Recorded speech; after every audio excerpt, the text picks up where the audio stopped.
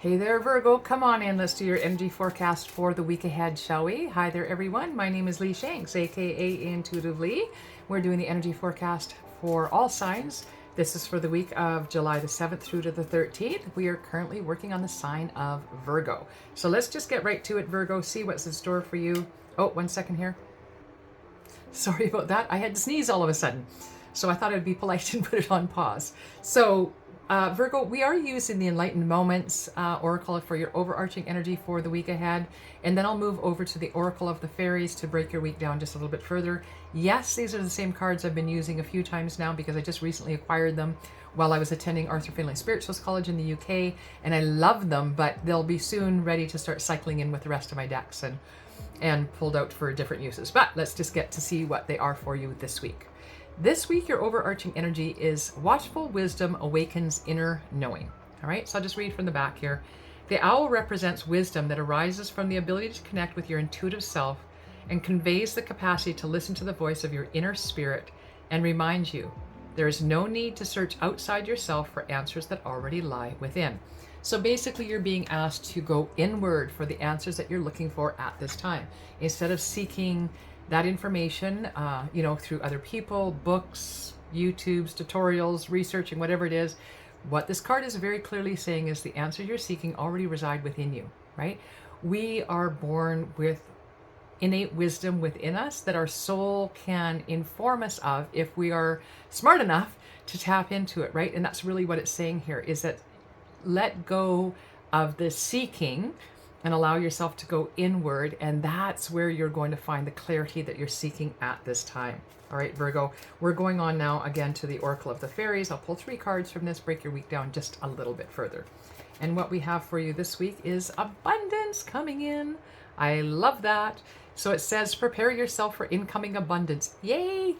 Release any mental blocks you may have. In fairyland and humanland, there is enough abundance for everyone. Quit telling yourself that it's not for you. It absolutely is. And the way forward is through that inner knowing, right? That inner wisdom. How do I move forward? How do I allow more abundance into my life? How do I learn to believe that, yes, it's for me? And you first have to recognize your limiting beliefs. Where are you holding yourself back? And when you can learn what that looks like, then you can learn to let go of that and sort of program yourself to think differently.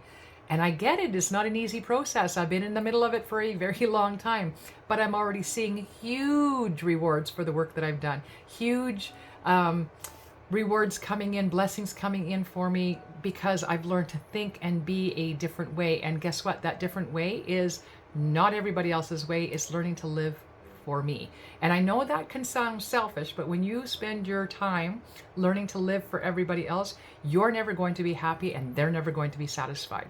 So it's really about, doesn't mean you're not of service. I love being of service. It's who I am. A part of me is being of service. This is where I get my love, my light, my joy. But it's how I am of service that brings me that love, that light, that joy.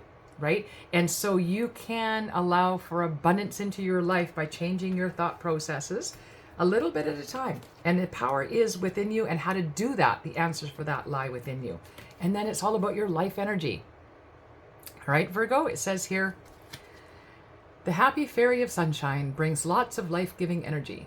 She reminds you to shine your light and to reveal anything in the shadows that needs to be healed. What was I just saying, right? I had to go inward and heal those parts of me that didn't feel enough value to believe that abundance was part of my birthright, that good things could happen to me and good experiences and good people and all of the good stuff, right? And as I've learned to adjust my thought patterns and learn to see the positive in everything, even through the shitty things that have happened in my life, it's really begun to turn my life around in big, big ways, right? So 10 years ago, I was laying in bed 65, 70% plus of the time in chronic pain, handfuls of pharmaceuticals, and not really living my life at all, or I wasn't living a life. And then I took control of my life, the parts that I did have control over, and I took control over my health, and I changed things. And then I started changing my thought processes, my belief systems. I started bucking what I was being told by the medical community, that I'll never get any different, I'll never have room for improvement. What I had was permanent, always going to stay there, always going to be like that. Had I not been as stubborn as I am, I probably would still be laying in bed taking handfuls of pharmaceuticals and being a spectator in life.